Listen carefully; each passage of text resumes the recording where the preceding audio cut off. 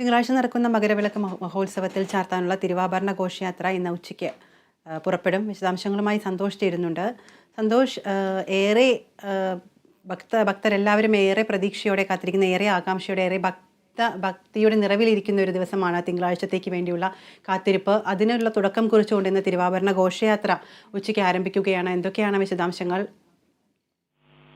വിദ്യ, ഇന്ന് ഉച്ചയ്ക്ക് 1 മണിയോടുകൂടിയാണ് പന്തളം ക്ഷേത്രത്തിൽ നിന്നും തിരുവാഭരണ ഘോഷയാത്ര ശബരിമലയിലേക്ക് പുറപ്പെടുന്നത്. പന്തളം രാജകുടുംബാംഗം കൈപ്പുഴ തെക്കേമുറി കൊട്ടാരത്തിലെ ചോദ്യനാൾ അംബിക തമ്പുരാട്ടിയുടെ മരണത്തെ തുടർന്ന് പന്തളം വലിയ കോയിക്കൽ ക്ഷേത്രം അടച്ചിട്ടിരിക്കുകയാണ്. അതിനാൽ ആചാരപ്രകാരമുള്ള ചടങ്ങുകൾ ഇല്ലാതെയാണ് ഇത്തവണ ഘോഷയാത്ര പുറപ്പെടുക. പ്രത്യേകം തയ്യാറാക്കിയിരിക്കുന്ന പന്തലിൽ തിരുവാഭരണ പേടകങ്ങൾ എത്തിച്ച് 1 മണിക്ക് തന്നെ തിരുവാഭരണ ഘോഷയാത്ര ഇവിടുന്ന് പുറപ്പെടും. പന്തളം കൊട്ടാരത്തിലും അശുദ്ധിയായതിനാൽ കീ ആചാരപ്രകാരം 11 ദിവസത്തേക്ക് ക്ഷേത്രം അടച്ചിരിക്കുകയാണ്. രാജപ്രതിനിധി തിരുവാഭരണ ഘോഷയാത്രയോടൊപ്പം അനുഗമിക്കില്ല.